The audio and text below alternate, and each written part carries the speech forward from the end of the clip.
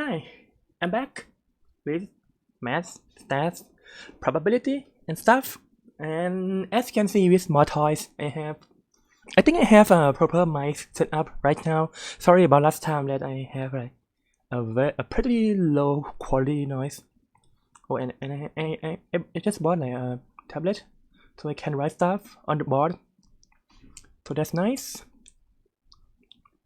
So now let's get to the topics for today, class. So the lecture today we are going to talk all about, not all part of it, about the continuous probability distribution. So let's just remind you a little bit. Last time we studied something similar, right? We did study the probability distribution, but it was not continuous. Last time it was discrete. And I will discuss the difference between these two in a moment. So now let's jump right into it. Shoo. No, doesn't work. Alright. So yeah, that's the topic. So continuous. Last time what did we study? If you remember, I hope you do. We said that okay, we do some experiments. We draw cards, we throw coins, we roll dice, we do whatever we want, like pick balls from a box, and we plot the probability distribution of some event happening. If you roll dice, you may want to look at the number of sixes. If you draw cards, you may want to look at the number of hearts. If you toss a coin, you may want to look at the number of heads. So the number is usually just a real number. As you can see, like we have 10 coins, like the number of heads has to be an integer, like 0, 1, 2, 3, 4, 5, 6, 7, 8, 9, or 10. And since we know all the possibility, we can plot the distribution like this way. Right? We can have like a nice graph where we see everything at once. And we can get kind of like compare the height. Is it more likely to have 8 heads than 7 heads? Is it more likely to get 6 sixes than 1s, and so on and so forth? So that's what when it was discrete. So when it is discrete, it means we can just list all the cases. This number doesn't have to be integers. It can be 0.5, 1, 1.5, or whatever, as long as you have a finite number of cases, or you have an infinite number of cases, but they can be listed explicitly. Like you talk about numbers 1, 2, 3, 4, 5, 6, 7, 8, 9, 10, and so on, all the way up to infinity. Like that means you can list them all. You can just like, hey, that's the number we are talking about. Then that's discrete. And when it is discrete, we can separate all these bars that you can see here. Right? This is a bar for 3, this is a bar for 4, this is a bar for 5, this is a bar for 6, and so on and so forth. And so that's when it is discrete. So now we are going to talk about the other case, which is kind of like more important if you want to analyze the real world statistics, is the continuous case.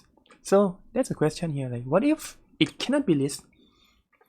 What I mean by that, we will see in a moment. So we are talking about measurement. When you measure things, you have a tool, right? You have a ruler, you have what is it called? A scale. You have a thermometer. You have a clock. Like that, then you can measure something, and that measurement cannot be exact. Like even if you have a ruler, right? You can measure the width or the length of a rope, for example, like of that ruler. So maybe you see something like 3.9 centimeter. Right? So you may declare that the length is 3.9, but in reality it's not that exact. Like there's no way you can get that precise. It could be maybe 3.9, 1, 2, 8, 0, and so on. If you keep having a higher and higher precision for your measurement. Right? Maybe you get even like 3.89997.2, right? That's not what you know. That's what is the exact length or the exact measurement of something. So you can just kind of like approximate that in a range that you can understand, you can talk about. Right? The same with all these measurements, right? That's about the length. You have the weight, gram, kilogram, or whatever. Just don't use pounds, okay? I mean I study in the US, but I have had enough pounds. Just skip it and use metric. So what next? Temperature, right? You can measure something in Celsius, but then that is not exact. Right? You get some idea, but it's not gonna be exact measurement all time. 1.52 hours or something. Like this kind of measurements, you cannot list all the possibilities. And that's the keyword. You cannot list all possibilities. Like there are just too many to list. Like it can, even if like you say you want to look at temperature between 27 and 28 Celsius, but then that in that interval, like between 27 and 28, in terms of mass, there are infinitely many numbers. It could be 27.5, 27.43, 27.1890, and so on and so forth. So if you want to talk about probability distribution of this kind of measurement, you won't get a nice graph like that. Instead, what we are going to get is what we call, you may be able to get this it's still not on the screen. It is called continuous curve. Okay. And actually it doesn't have to be like this smooth, this continuous, but for the sake of simplicity, let's assume that all these curves are nice and smooth. And you can draw them in a single go. Like you don't have to lift your pen. So that's what we are going to talk about. So let's just have like a quick thought experiment. Right? So let's say I throw a dart. Right? This on the right is a dartboard, not the real one, but let's say it's like a circle board. Right? If I throw a dart on it at random, and let's assume that all the spaces on the dart has the same chance of hitting. So I actually throw it at random. I'm bad at dart, so I'm gonna just like close my eyes and throw the dart.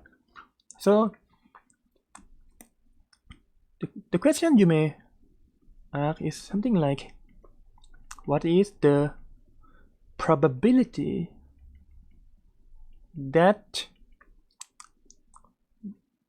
it hits the red area?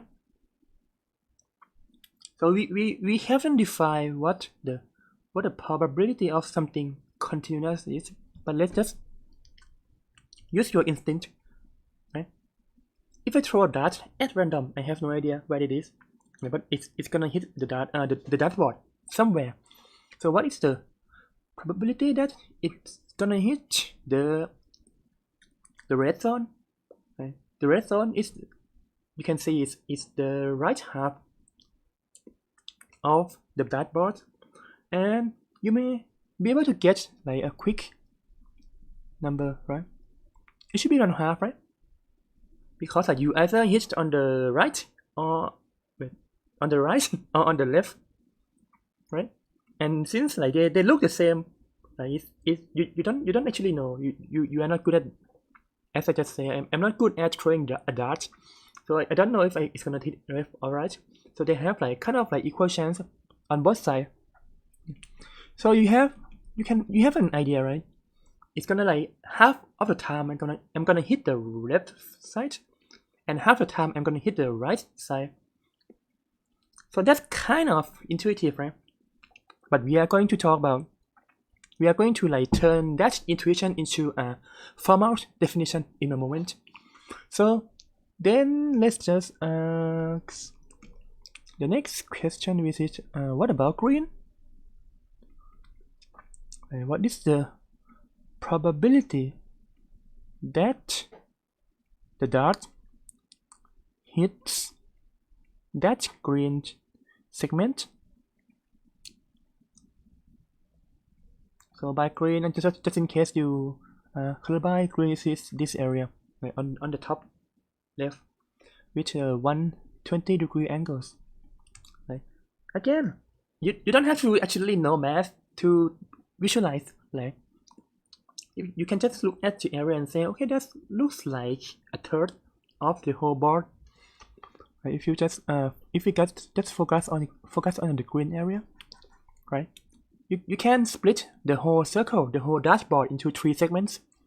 If you just pick one segment out of that, then there's like 1/3 chance, and you're gonna pick that thing. Right? So again, this number is kind of intuitive. And you get 1/3. Why? Because it looks like 1/3. Like we are going to give you a formal definition in a moment, but it looks like 1/3, right? Just to look at the shape and just think about it. And lastly, yeah, you can guess what it's going to be. What is the probability that the dart is the blue area? Right. Again, I'm bad at dart, but I'm just gonna throw one at random. And let's assume that it has equal chance to hit any of these spots. Like maybe boom, bang, just like throw maybe 1,000, 100, a million. How many darts I have? So what is the chance? What's the fraction of all those darts that's gonna be in this area, in this blue area? And again, you can just visualize and look at the whole circle. Right? This looks small, right? So you don't have to get the actual number. You can see that, okay, it's going to be smaller than the green part, right? Because it's smaller, so it has like less chance, it is less likely to land on that blue part, and it's gonna be less than the red part also. And if you get the exact number, since this is a 60-degree angle, you can complete the whole circle by tiling 6 of this pizza shape. So you can see that this is like 1/6. Okay, there are 6 pieces. You are looking at just one piece. So the probability that it's gonna be that piece is again 1/6. Just by looking at the picture, not math. Just some math. So I believe this is kind of intuitive, right? But then the next question is like how to turn this intuition into a formal definition. Sorry about the handwriting. Let me redo that. So how do we turn all these things into the formal definition? Yeah, that's a lot better. I'm gonna try to slow down and write more slowly. Right, so what's the formal definition? So as you may notice, I use the word area, right? Because when we talk about like pieces, you have different geometric objects. We can talk about the areas, as we learned last semester. That you can get area. And when we think about the probability, which again I'm gonna give you a formal definition in a moment. So you may write something informal like, what's the proof that the dot is gonna hit the right side? Then again, this is, we're going back all the way to the very first definition of probability. Like we have the ratio between the parts we are focusing on, we are talking about, and the whole thing. Right, so we look at just the left side of the board. So we only have, and actually let me remove that. Okay, so we want to find we want to compute, we want to express the probability that a dot will land on the right side of the board. Now, it is, like, by definition, like the area of the right side divided by the area of the whole board. Given that they are uniformly distributed, meaning I have equal chance to hit each point. So you can see from that, it's just like it is. You have this piece and that piece. Right, so that becomes 1/2. So now we are turning our intuition about the probability about like, this is a new concept, like, into something that we have known or have studied before. So now we have kind of like the formal definition of this. So when we talk about the probability of something happening, like we look at something we are focusing on or we are interested in, divided by the size or the sample space or the size of whatever of the whole thing, and that gives us the same number as what we have, and that this one, like, give us the same number as what we have here. So now we are going to move on to the definition, but first let's go back and talk about the topic, like the meaning of the topic. It is a continuous probability distribution. Again, distribution means like how you distribute things among whatever you have. The probability part means that it's something between 0 and 1, right? And continuous means they are continuous, they are smooth, like they continued in a single curve. So when we talk about the continuous probability distribution, we talk about this curve, right? We have this curve.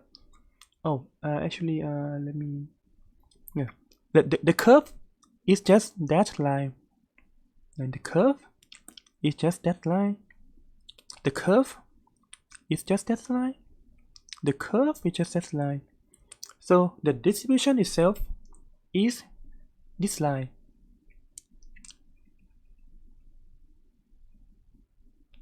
And so that's one, the definition.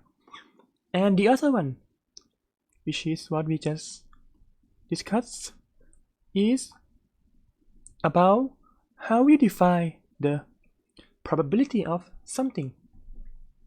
And the way we define it as the area. Right? That's exactly what we just talked about. Right? When we want to compute some probability of this continuous probability distribution, we look at the area, and the area is just the area in a common sense, like the area of a rectangle with length a and b is a times b. The area of a triangle of length a and b let's say just the right triangle is 1/2 a times b, and so on and so forth. So when we want to, sorry, my mouse kind of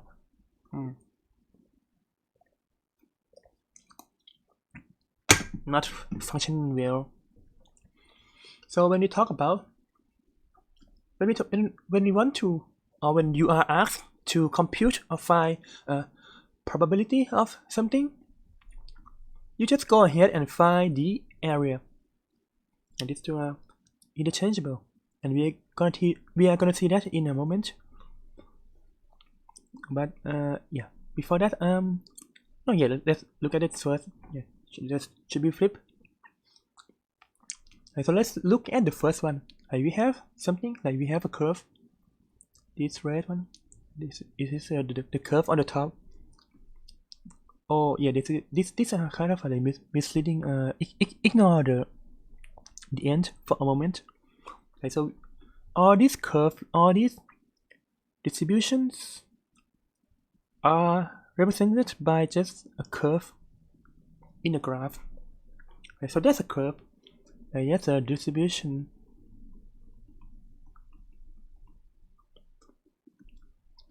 And now we are talking about, oh, that's too light, right? Yeah. And we are talking about the probability. We talk about the area. Oh, oops, sorry, that looks messy. We talk about we are talking about the area, right? What area is the area under the curve or the function? Right. And with a side note, it's almost always implied that it is above the x-axis. Right, so let's look at the first one. Right, this red line starting from 2 to 9. So that's a distribution. Right, that's a curve. When we want to talk about the probability of something, we talk about the area, and that's the shaded area. Here is a probability of something, and that something is expressed as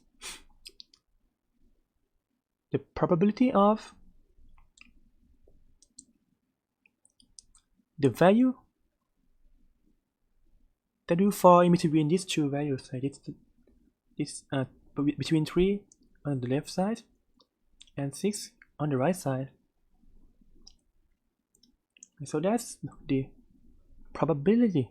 Like the area of that shaded area of that shaded region is this probability, and we are going to compute that in a moment.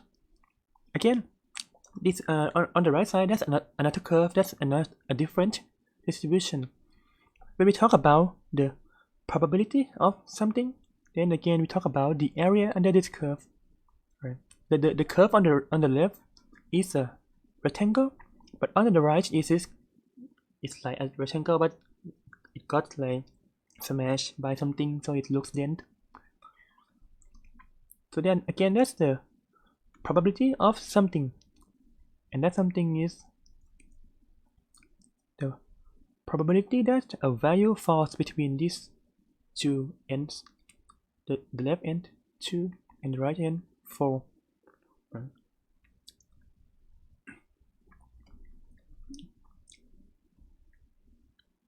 Again, like think of the dartboard. Like if you put a dartboard on here, you can just compute the area of the dart and find the probability of that dartboard. And finally, again, we have this curve like on at the bottom. Right? We have a curve. Like we have a shaded region. The area of that region is a probability of something. Again, that's the probability that the value lies between 1 and 2. and this x is like it's whatever you want to define. Maybe it's the height, the weight, the whatever that can be measured. So that's the definition. We are going to go through some examples, but just give a quick characteristics of this continuous probability distribution. So for this, the outcomes are measured, not counted. So by measure means using all the tools we have in the 2 or 3 previous slide. You measure something, you don't count. You don't just count how many dice. You don't just count how many coins. You don't just count how many cards. Right. In this case, the number or the result or the outcomes would be integers, right? or not, as long as they can be counted. They can be discrete. And in this case, they are measured. Right? So the actual number is not going to be precise. The second one is also the most important one. The entire area under the curve has to equal to 1. So when we look at all this graph, right, the area of the entire curve. So for the first case, the rectangular on the right, that means the whole area here has to be 1. Right? Same as this one. The whole area has to be 1. But this one is a little bit more tricky because this value actually continues all the way to infinity. It's not going to touch 0. So if you measure only up to here, it's going to be like 0.99999 because you are missing some area on to the right of that curve. But mathematically, if you actually compute the area all the way up to infinity, right, all the way, it's gonna be 1. Same as this one, right? In this curve, the tails, the lines continue to both infinity to the right and minus infinity to the left. So the whole area has to be kind of approximate, but the actual area of the whole thing is 1. The reason why we have to fix that to be 1, 2 things. First, again, when we want to talk about the probability of some event, right, that has to be between 0 and 1. It's either 0 that it's never gonna happen, or it's 1 that is almost always happen. So the actual probability has to be between these two numbers. So that's why the area has to be between these two numbers as well. For the second reason, maybe you can construct like, I don't know, something like a large curve, right, that has maybe, let's say the area of this curve is 4, right? Then when you want to compute the probability that I throw a dart and it's gonna hit some part of that, you're gonna have to compute the area, right, and then divide it by 4. Like the area of that small part divided by the area of the whole thing, the whole shaded, the whole curve. But then if you have to divide it by 4 every time anyway, why don't you just scale it down? So you can divide it everything, like if every part of the function by 4, scale it down, so that the area is 1. And then when you want to talk about the probability of something, in this case you are gonna divide it by 1, which means you can just talk about the area and don't have to worry about the area of the whole thing. So this kind of like method we call the standardized. It is in statistics, but in math we call it normalized. It's a concept that like if you have different things that have kind of like the same properties, the same values that we are looking for, then we can make some number to be fixed, and we can just scale everything to fit this number. In this case, we can scale everything down so that the area of the whole thing is 1. So you don't have to divide it by the area every time when you perform the computation. So that's 2 reasons why we have to force that should be 1. If it's not, again, if it's not 1, then we can just divide the whole thing down by the area itself. Or if it's too small, right? If the whole area is just like 1.5, you can scale it up. You can multiply every point by 2, so that the area becomes 1, and then we don't have to worry about the denominator at all. And lastly, this is the most important concept for the continuous probability distribution is that we look at intervals, not individual values. Like last time when we talk about the probability of something happening, like we want to look at the cases when that equals to some number, let's say 3 or 4 or something is odd or whatever like that, you can list. But for the continuous case, we need to instead look at the probability that this thing falls in between these 2 values. Like why? Because again, since we cannot get like the exact measurement, right? So you cannot say you can say the probability that's going to be exactly 2.5, but that's not going to be 0. We will mention this in a moment, because it is impossible to have something that has length exactly 2.9, right? But we can, with some measurement error, we can talk about, let's say, we can look at all the rulers or all the ropes or whatever that is maybe have length between 2.8 and 3. 2.8 and 3. Right. That would make more sense. Like now you don't have to worry about the decimals. You don't have to be as precise as possible. So as long as you have a rough estimate, you have a good enough precision, then you can talk about the numbers lying between in the range. So if say you measure something and you get 2.93, then you don't have to go further, right? You know that okay, that's already in this range, right? So we can just stop at 2 decimal places. Next one is 2.79, and then again you can just stop there and say okay, that's too small. This thing is out of range. So this would be more practical. It is both more practical and it is more theoretical. So we are just gonna talk about the probability that something lies in between an interval.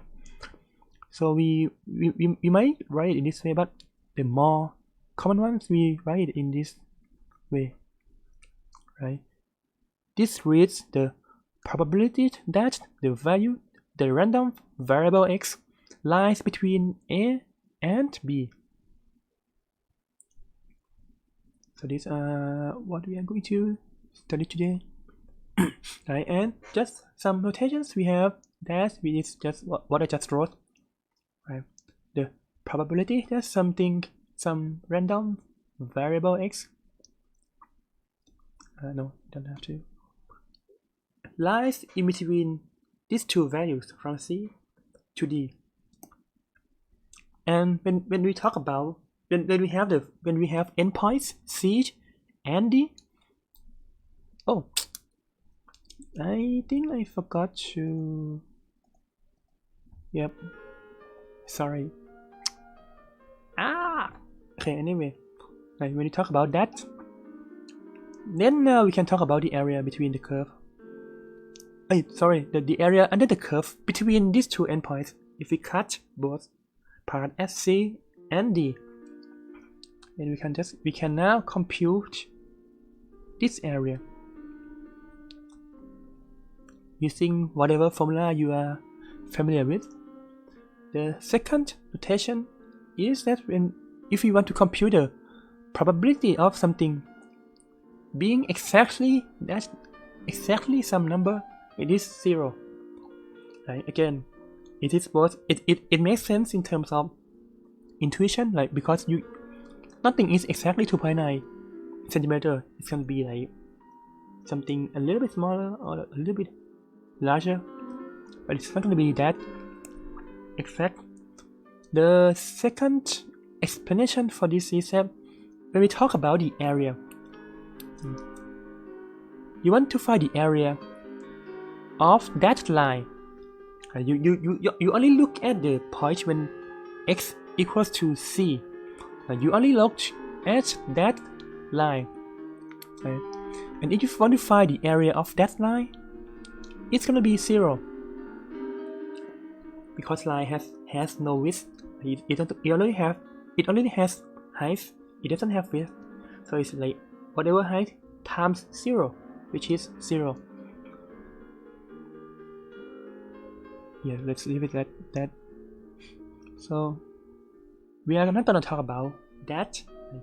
When I say we are gonna talk about that, oh, I forgot something here. We also talk about the probability that measurement is greater than some value, or that measurement is less than some value. Okay, we're gonna see these three a lot, because again they make sense in real world, in practice, but not this one. And lastly, sometimes you may use the less than sign. Sometimes you may use the less than or equal to sign. For when we talk about the probability, they are the same. They have the same value. Right? Again, why? Because again there are two explanations. One is that we are not going to see the cases when it is exactly C and exactly D anyway. Okay, so we may as well just like get rid of the both endpoints.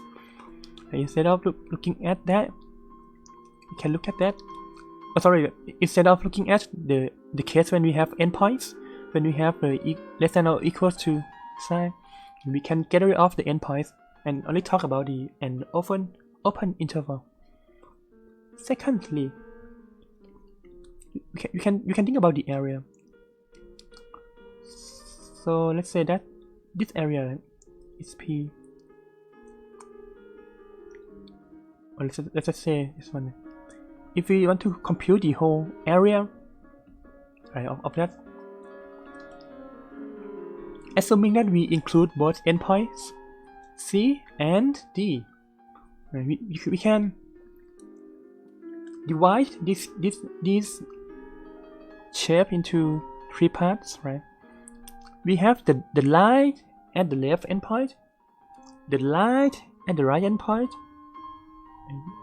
when x is c, that's when x is c, and the rest. So we can express that as like the prop that x is equal to c, plus the prop that x is between c and d, and plus the probability that x is exactly d. Sorry. And then since we know that these two quantities, that and that, are 0, so that means that this area is the same as that area. You can compute the area with or without the endpoints. So most of the time we just disregard the equal sign. Like we mostly use this one. Why? Because it takes less ink to draw. It's as simple as that.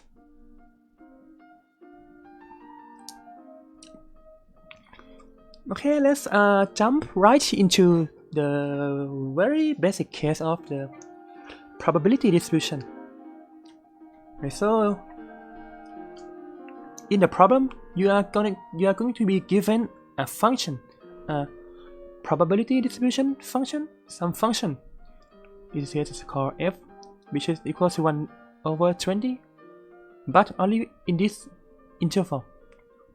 So when you see that, you can just start by plotting the graph. We have the x-axis, we have y-axis.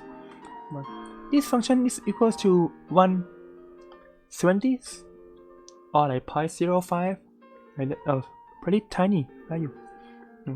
This is the same, like it's always that value up until x is 20. Okay, and this one now is a more, it's better represented because last time we have both endpoints, both lines at the end, and that's confusing. The actual curve is just like the line.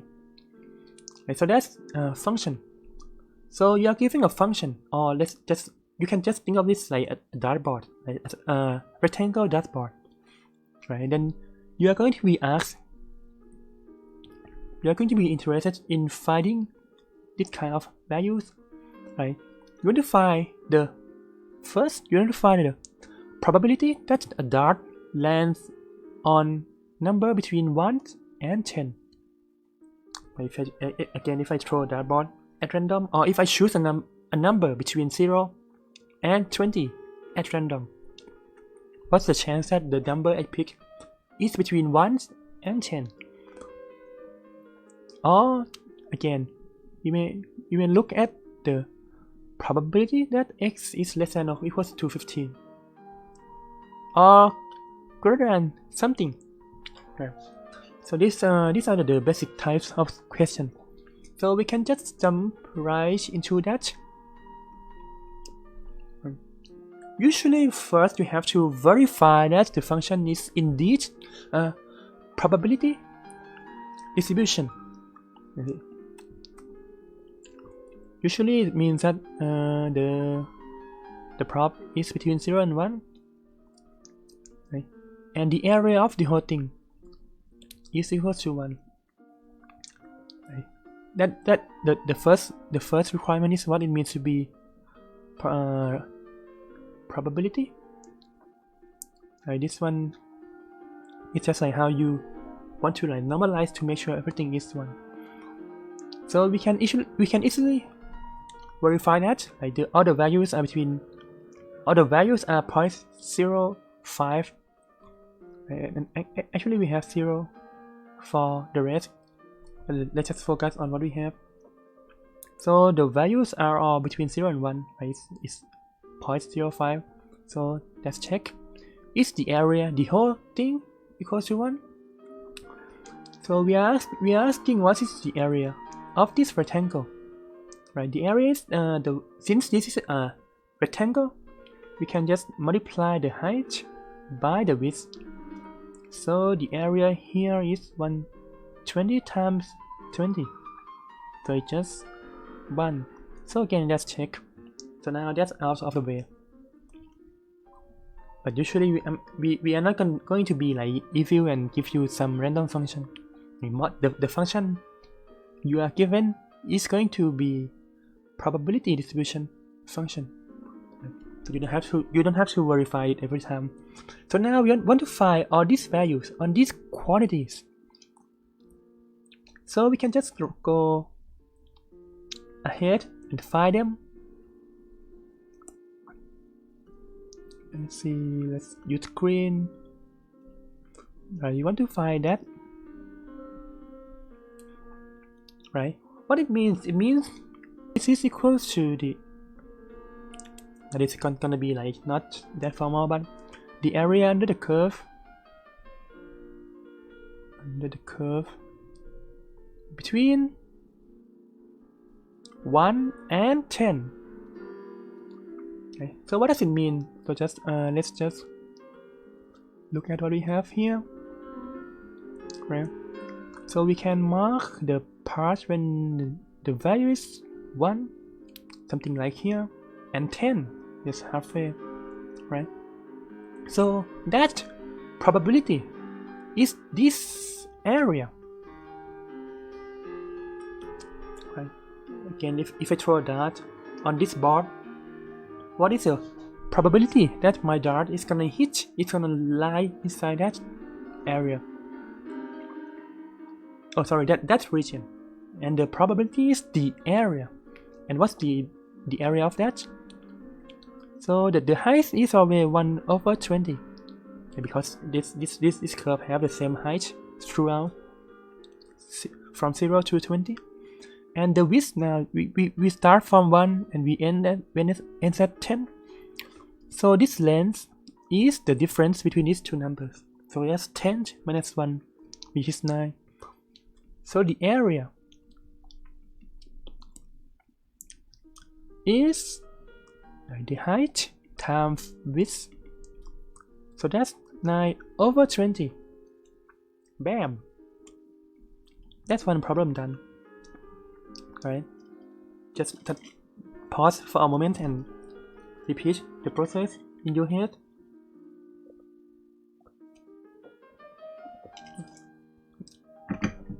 Okay, the probability is the area, and since in this case the area is equal to compute, then we can just compute the area. It's whatever height times the width. So let's try another one. And what's the probability is less than 15? Then again, we want to look at the area under the curve, right? But now the word we use is that is less than in this case is to the right,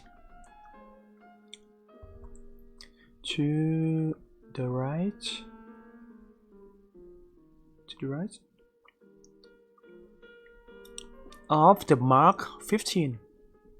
So let's go back to the picture and visualize that. So where's 15? 15 is like something like 3/4 of the way here. Not 3/4. 15. Okay, and what we are looking at? We are looking at the area to the left of that point. So we can draw the strange line, the height, and we look at all these areas to the left. And by definition, actually, it has to like extend all the way to minus infinity. But since we know that there is nothing here, like past 0, all these curves are 0, so we can just look at the. I'm sorry, that's wait. That's I think we are sometimes. Okay. We actually have to look all the way to minus that way, minus infinity. But since for this case it starts at 0, so we actually have to look at just from 0 to 15.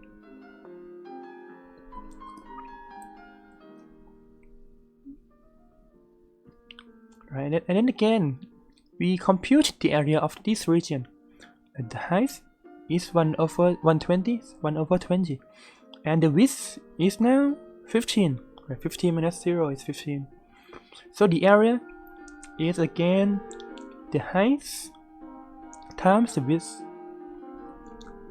which is 15/20. Bam! Right? It's just that simple. You just compute the area of whatever you are given. For C, I'm running out of space. Let me make some more spaces. That's one I think about this app, this OneNote app. but I can just make space wherever I want. So C. Okay, let's continue down here. Okay. What it is asking is asking to find the probability that x is greater than 12. Okay. Then again, we just write the definition. Okay, this is the area under the curve to the right. Oh, sorry. That last time it was supposed to be to the left. To the left. Right. It's kind of like flip and confused. So now it's like we are looking at the part to the right of whatever point it is. So if we go back to that, we look at. Oops. I didn't mean to erase the axis. Axis. We look at 12. 12 is something here. Right. So now we are looking at the area to the right of this line. So it's gonna be this area, and then again we actually have to like extend that to infinity, but since we know the curve stops at 20, so we don't have to worry about the rest. So now we have this region. Right, we want to find the area of that region. Right, then again this is going to be a rectangle between 12 and 20 with heights 1/20. So now what's the width? Again, it's the difference between these two. 20 minus 12 is 8. So the area is 1/20 times 8. So 8/20. Right? And it's as simple as that. The answer is 8/20. So all these answers agree with our intuition about the probabilities on the dartboard, right? If the region is a half of the whole thing, then the probability that a number or something goes to that region is a half. If the region is 1/10 of the whole thing, then the probability has to be 1/10 as well. Right. And note that the region itself doesn't have to be the nice region. Right? You may talk about that the right side, or it may be something fancy like that. The yin-yang side. We may not be able to compute the area of just the lower half, right? But since we know that they are kind of like symmetry, the white and the black part we can arrange the white parts to match the black parts exactly. Then the area is again 1/2. And again, you can just like think of any crazy shapes. Right? You have a dartboard, a circular dartboard, or just a square. Right? And if you want to talk about the probability that something goes somewhere, then you can just compute the area of that somewhere.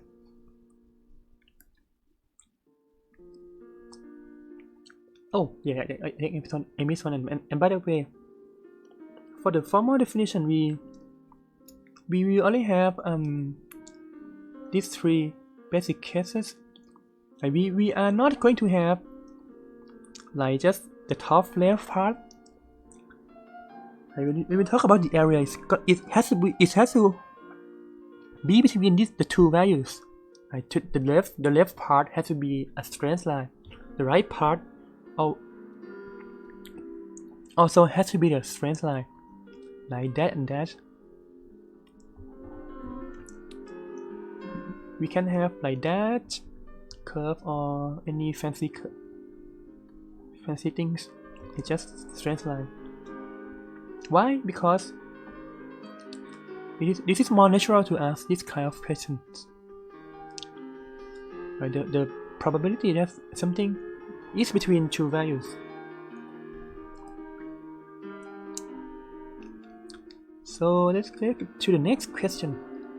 That question is similar to the previous one.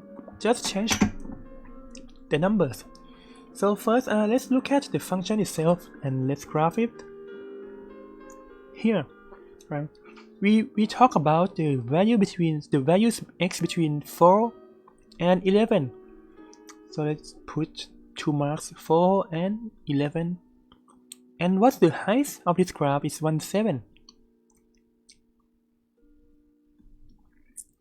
So that's 1, 7. And now that distribution function g is this curve. It's just that curve, nothing else.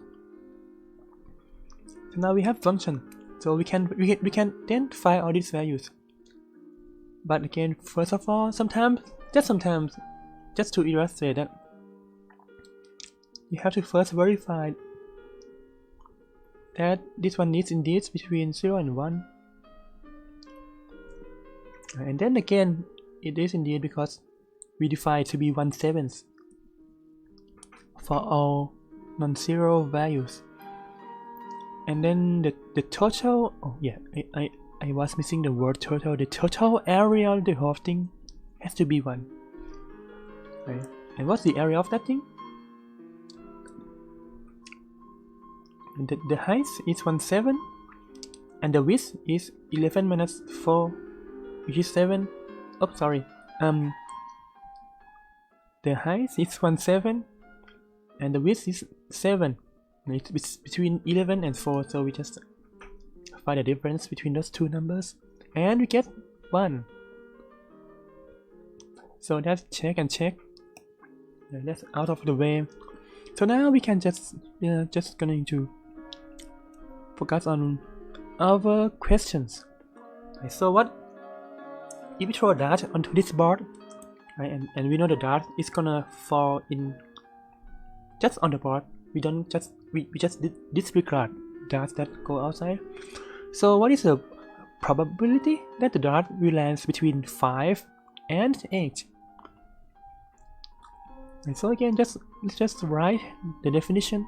So we want to find the area under the curve between x equals 5 and x equals 8. Right, so now you have two marks, 2 points. So let's mark them.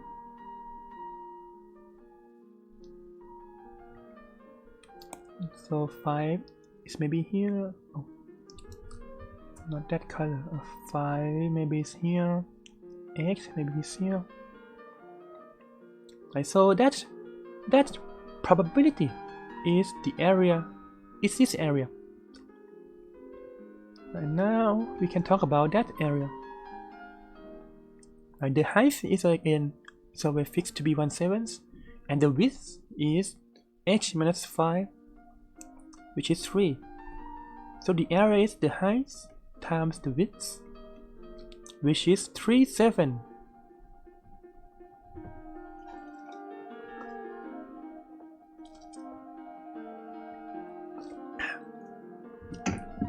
Now we can repeat the same process with other values, other probabilities. So now we want to look at the case when it's less than 9. So let's get a mark for 9 here. If it's less than 9, we want to look at the left, all the values that is less than 9. We usually have to extend all the way to minus infinity, but since the function starts as 4, then we can just look at the area down, all the way down to 4. So the definition itself is the area under the curve to the right. Did I say right? I mean left. To the left of that point x equals to 9. Just look at the left part, and then from that picture we know that that area is a rectangle with height 1/7 and width 5. It's between 4 and 9. That width, oh, so it's 4 and 9. So that width is 9 minus 5, 9 minus 4, which is 5.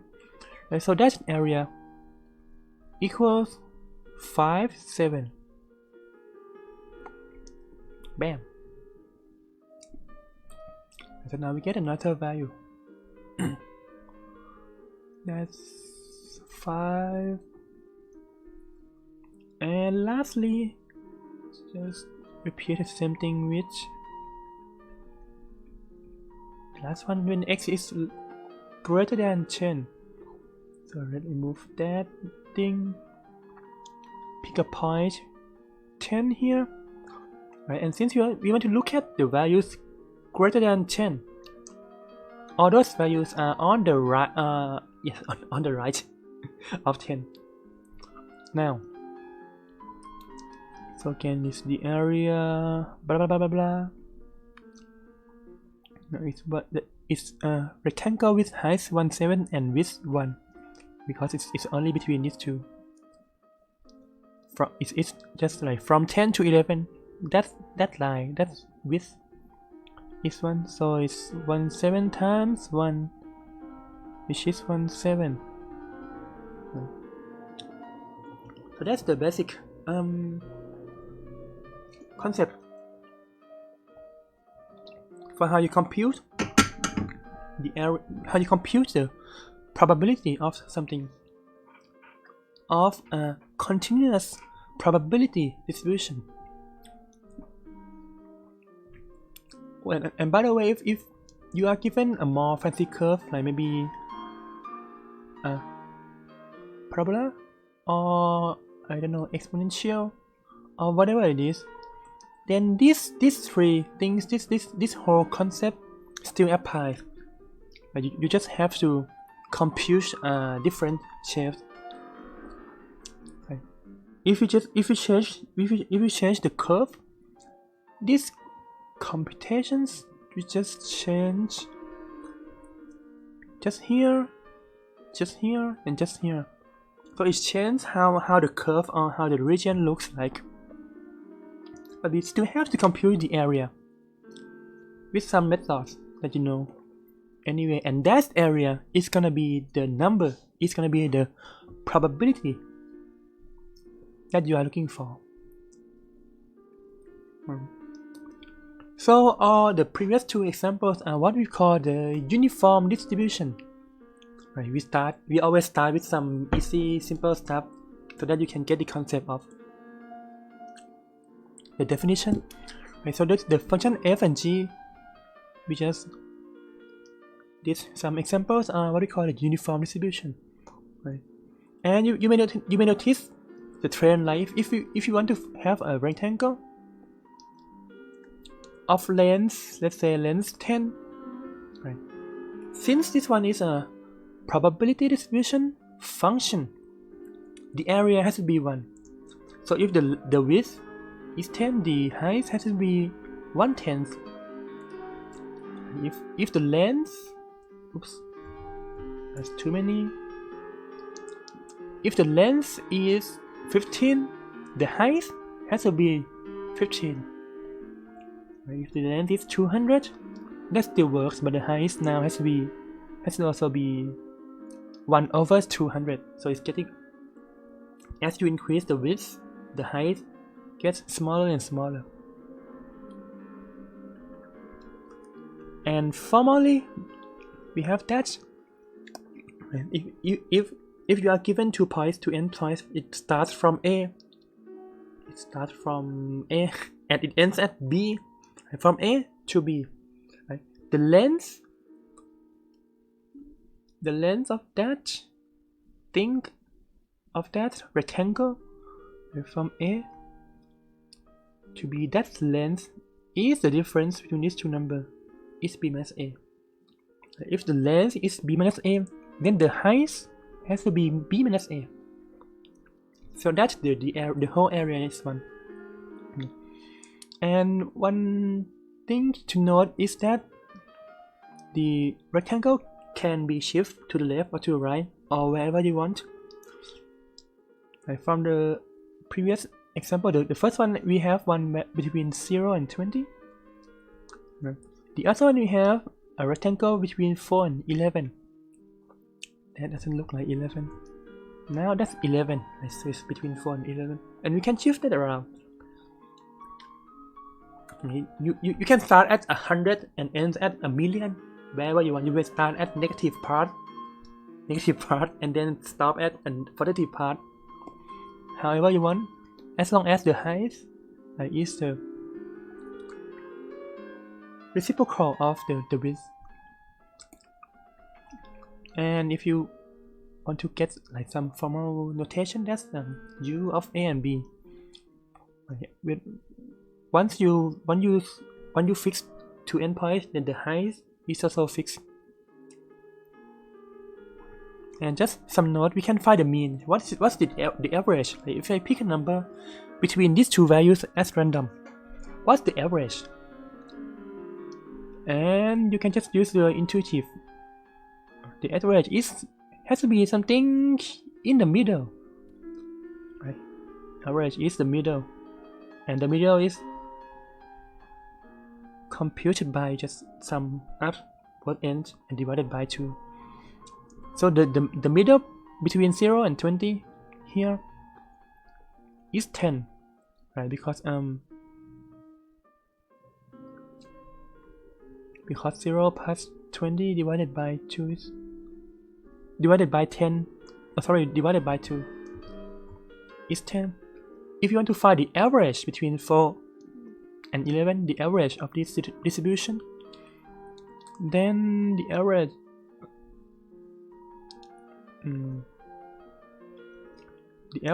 is 4 plus 11 divided by 2, which is 15 over 2 or 7.5. Right, so the middle point, the average, if you keep generating more and more values, if you keep throwing more and more dots, then the average of all those samples of all dots or values is gonna be 7.5. Is that too small? Kind of. 7.5. If this is too small, let me know, because I can look at it now just fine. But on YouTube or on phone, it's gonna be, oh yeah, it's gonna be mostly on phone. I forgot about that. Yeah, anyway, I will try to write larger fonts next time. I mean, starting now. Oh, and we also have the spread and the standard deviation. That measures how spread the curve is. And it's that number that you don't have to memorize these two values, just to let you know we can compute all these values the old way using formulas.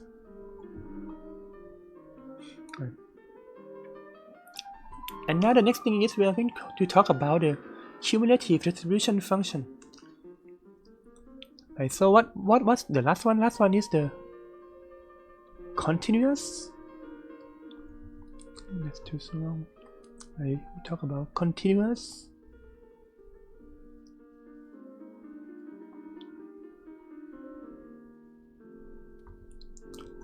probability distribution.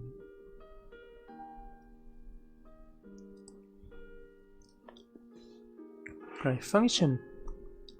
So it was the curve.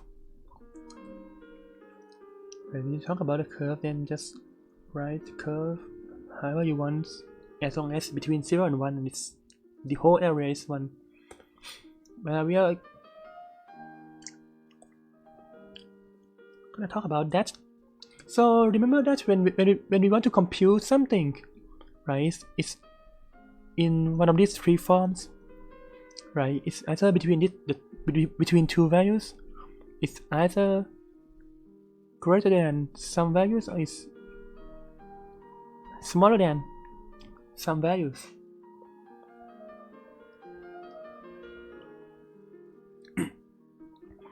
And these three things are actually kind of interchangeable. Right? If you know just one of these things, you can kind of compute the other. And so for example, if we have a curve, let's just stick with the 120, like between 0 and 20. If you know the area to the right of some point, let's say at 7, right? You know the area to the left of that point. You also automatically know the area to the right, right? How? Because we know that the sum of these two areas, the sum has to be 1, exactly 1. Right? So if you know that the left part is 0.7, we then know that the right part has to be 0.3. If we know the left part is 0.45, then we know the left, or the answer again, sorry, that if we know the left part is 0.45, we then know the right part has to be 0.55, because the sum has to be 1. So for these two, it suffices to know just 1, not 2. But now what about that thing? What about the other one? If you want to find out the area between two things, let's say it's between 7 and 11. I'm not sponsoring 7-Eleven or anything, just a subconsciousness message. Okay, 7 and 11, right? Can you relate that area, right? The area between that with that formula?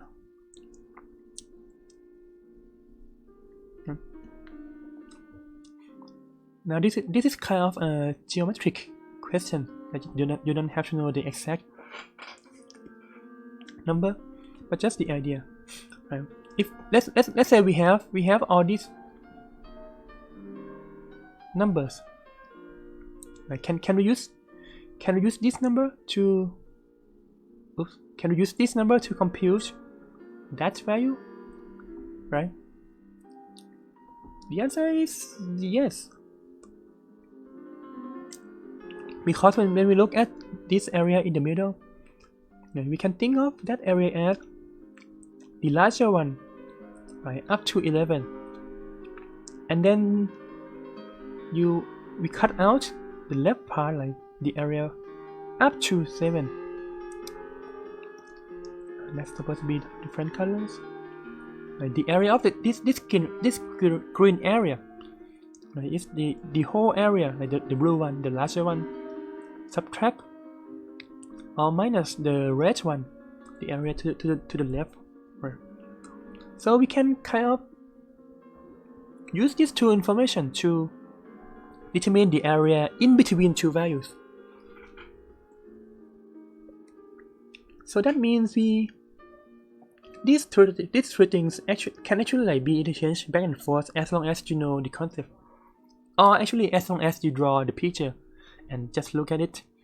So we can just focus on one value at a time. And for this time we are gonna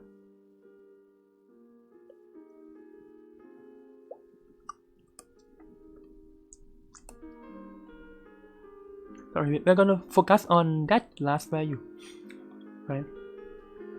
Why is it that one but not the other two? Because it is more natural. Right? If you think about that, think when you measure something, right? You usually measure from the left to the right, right? Just as if that axis were a t or a time, you measure that from the start, from time 0 to time whatever, 20 seconds, 50 seconds, 10 minutes. So it is natural to measure from left to right, right? And to measure from that left to right, that means we measure from the start, right? Start up to some value, up to some point b.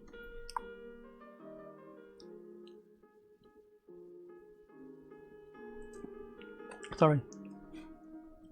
And since for all the basic distribution function, the start is somewhere. Oh, sorry. For the formal definition, we don't have the start.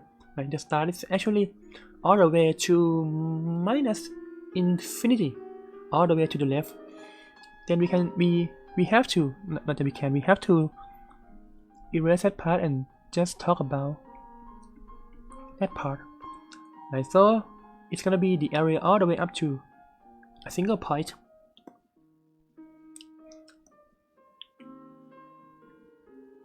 And that is exactly what we define here. Okay. We can talk about all these probabilities separately,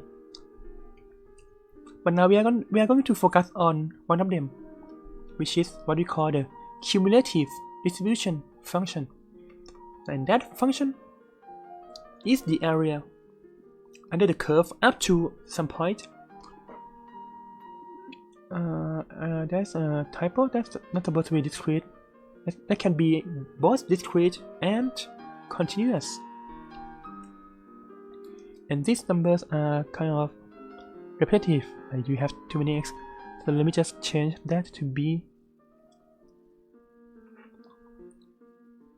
Oh, sorry, it's x. Right, the function itself is x. But when you want to determine some value, you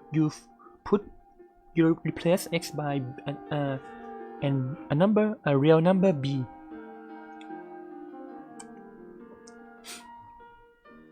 So that means from a function,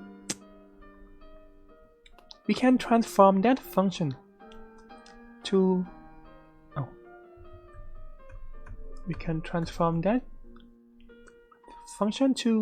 a different one. That's gonna look like this.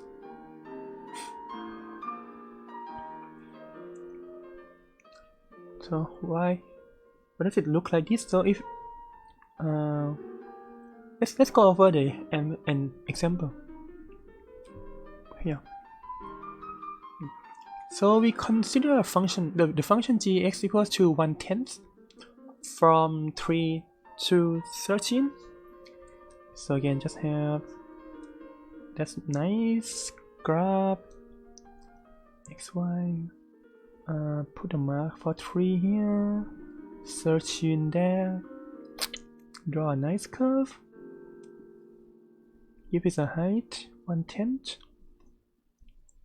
Just draw a dash line so that you can see it match to the value 3 and 13. Okay, so now that's g of x. The question now asks, we have to plot the cumulative distribution function of g of x. So the question asks the plot of that function, of the other function.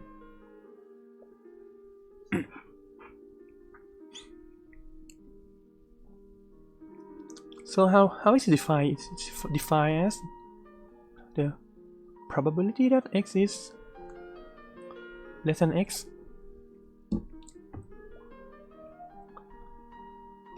and what is that number? Again, it is the area to the left of x, of that mark x. So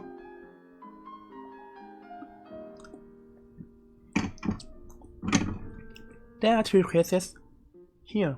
So we can look at the value when x is less than 3 or equal. If x is, let's say if x is 2, what is the area under the curve to the left of that value? And look at the left. This part doesn't have the curve, and the curve starts at 3. So on this area, 3 cases. X is between 13 and 3, and when x is greater than 13. So 3 cases. Right. For the first case, we know that the area is 0 because the curve starts at 3. It doesn't start before that. So when you draw the curve there, it's gonna be like that. Like they start at 0. It's actually 0, but I don't want to draw over the line. Like when all the way up to here. So that's done. Now what if x is between 3 and 13? So when we look at the graph here, let's say that it starts at 3 and it ends at x, right? What is that area? What is the probability?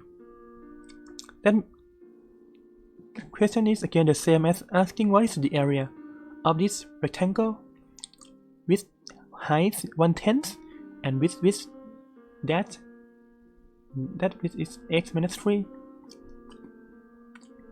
Right? The width is x minus 3 and the height is 1/10, so the area is the product of x minus 3 times 1/10, which is x minus 3 over 10.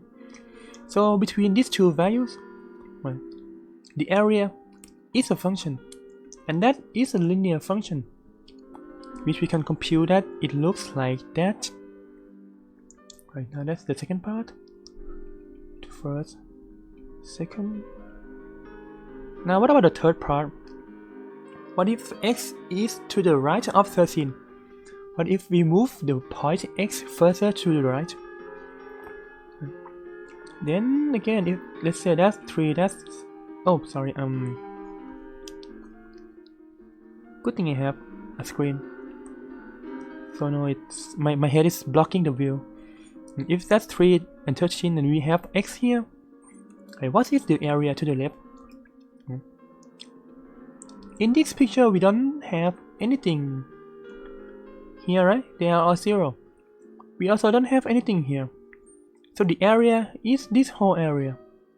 And that whole area, that whole region has area 1. Right, so when x is greater than 13, no matter how large x is, it's always gonna be 1. So that's the third part. So now we are transforming that, right, from the basic function itself to the cumulative distribution function. So this is the theorem part.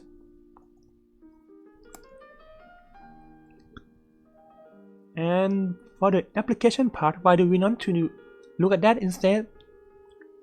Because we usually want to compute these numbers, right? If you are given just that graph, right, the graph with curves, you have to compute this number every single time, right? If you are given 2 points, then you find the area and get a number. If you have 2 points, then you find the area and get a number. But instead, if you have this nice graph, this cumulative distribution, then if you want to compute something, you can just look at the point on the graph. Right. So this graph like contains the information about the area of the original function. Right. We want to look at the area, right? But instead of having to compute it every single time, then we can compute them and put it nicely into this new function, capital F of x, which is called the cumulative distribution function, and we can just look at all these points. Right. So now let's look at this point, and let's see if we can say something about it. So if I just remove the labels, if you are given just this curve, and you have to say something about that curve, then what can you say? So we can say easily that this is 0 to the left of 3, right? Because the way the graph is represented, it is always 0. So that means we know that it is impossible for a value to be less than 3. And from that graph, you have by f of 3. That translates to per this area the probability, and we know that since this one is 0, then the probability itself is also 0. And this is the same for any value smaller than 3. If you want to find f of minus 2, the problem is x is less than minus 2, that's again 0, right? They are all 0 to the left. And it starts picking up at 3, right, all the way to 13. And then again, we know that when x is 13, the area is already 1. That means we don't have to actually know anything about here. We can imagine that at 13, this is the last, the rightmost, the last part where the graph has any value, whatever it is. We know that everything else here is gonna be disappearing, or they are gonna be 0, just from looking at the graph. Right, so that distribution function, that cumulative distribution function gives us this kind of that we can recover the original distribution from that. And again, we don't have to know exactly what is going on here, but we can get some rough idea of the original function, whether it is possible to get value less than some number, or it's possible to get a value greater than some number. And I should have added that as a note, but f of x is always gonna be graph that starts at 0 from minus infinity, and it's gonna keep it's gonna be non-decreasing. It means it either stays the same or it increases, and it's gonna stop at 1. Right? No matter what distribution it is, no matter what probability distribution the original function is, the cumulative distribution function is gonna be the curve like that. It may be abrupt, like what we have here. It goes, it spikes somewhere, get to 1, and it continues to 1. Or it might be very slow, like maybe it's going up to 1 eventually, but it is very slow. It's slowly converging to that value of 1. This one we give you a more the sense better than the original function itself.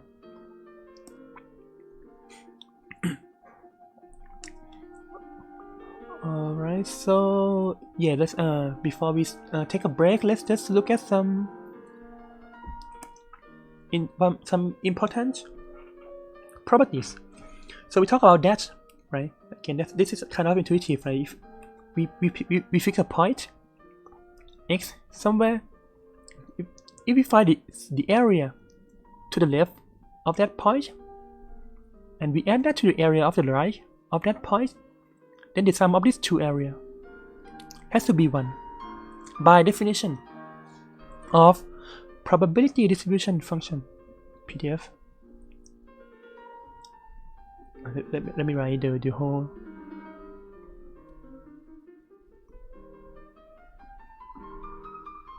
distribution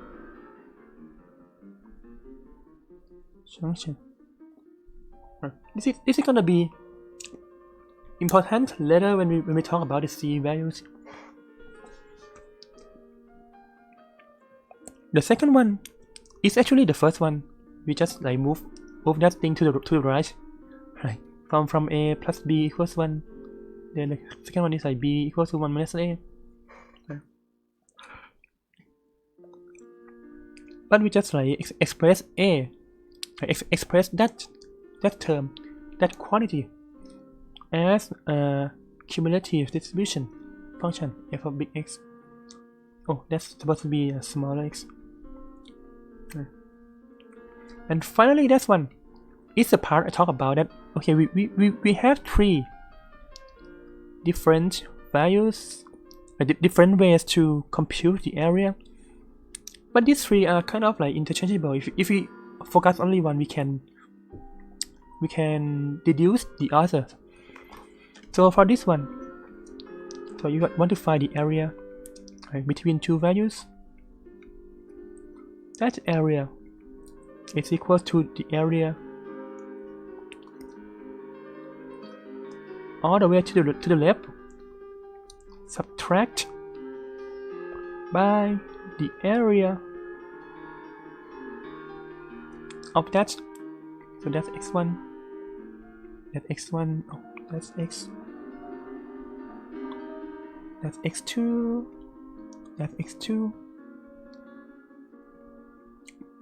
So the area of the middle part can be obtained by using the area all the way to x2, and then subtract the area all the way to x1. Right, then and again, this is gonna be important when we compute the c value, the c score, whatever. So this is a good time to take a break. If you have printed the homework or worksheet, and you can finish the first problem. So see you in a few minutes. Take care.